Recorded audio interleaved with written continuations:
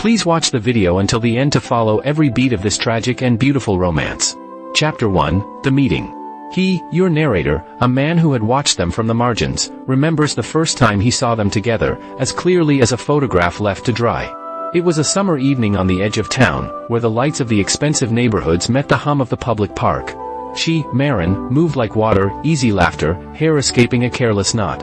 He, Elias, was all impulse and clumsy gallantry, a boy from the other side of the divide with an earnestness that did not know how to be subtle. They met by accident beneath an old oak.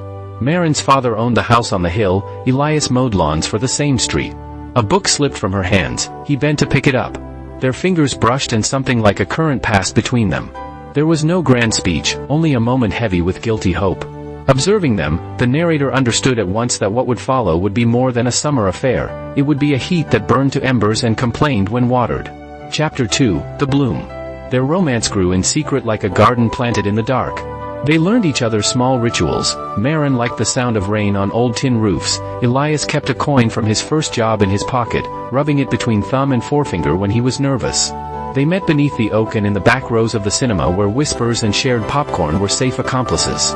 Passion in youth is unpruned, and it wrapped around both of them with a tenderness that was also possessive. Elias wrote untidy letters he could not deliver. Maren learned to discard them with a smile that hid the ache of keeping them secret. The narrator watched them grow bolder, stealing a song on the radio, dancing beneath streetlights, speaking future plans they hadn't yet earned. In all of this, there was an equal mixture of joy and the knowledge that each joy cast a shadow. Chapter 3, The Fracture. Inevitably, the world pulled at the seams. Maren's family saw Elias as a threat to their careful order, a poor boy with too much heart and not enough pedigree. They forbade visits, stationed friends at parties to watch for him, and tightened the leash on Maren's evenings. Elias, who had never been taught to navigate polite refusal, grew reckless. One night, anger braided with desperation. Elias drove too fast, arguing with Maren about the future she hadn't asked to be decided that night. A minor collision, no one killed, sent them home in a fluster of papers, one smashed headlight, and a father more certain than ever that the boy must be kept away. Elias's audacity had consequences, a lawsuit from an owner of the car he had hit, a fine that swallowed his summer earnings.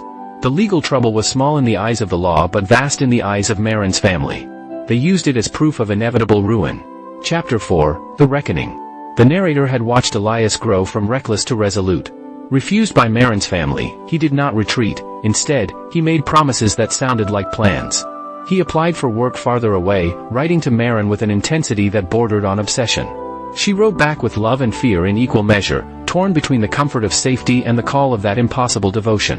When Maren was pressured into an engagement with a sensible young man of her class, Elias's control unraveled. He did not act with violence. Instead, he performed a kind of drama. He printed a pamphlet of their love letters, not to shame her, he claimed, but to make them immortal. The gesture, a public exposure of private tenderness, humiliated her family and placed them in a furious position of power. The city watched, whispers turned to accusations.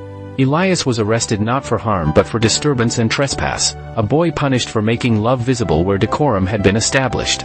Chapter 5, The Aftermath. In the months that followed, the lovers existed in parallel lines. Maren married the sensible suitor to preserve her family's honor.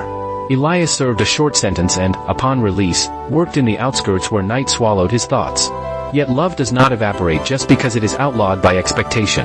It lingers in small rebellions, a note slipped into a library book, a song sung softly outside a window, a coin placed beneath a pillow like a talisman. The narrator watched their lives ache with the same unfinished tenderness. Maren, in her tidy house, found that the arrangements of her day could not arrange the longing out of her chest. Elias, who had always believed passion could bridge any gap, learned the slow lesson of consequence. Their love matured into something that honored both impulse and restraint, letters that were fewer but deeper, visits that were planned with the caution of those who had known ruin. Chapter 6, The Reunion. Years slid by like pages turned.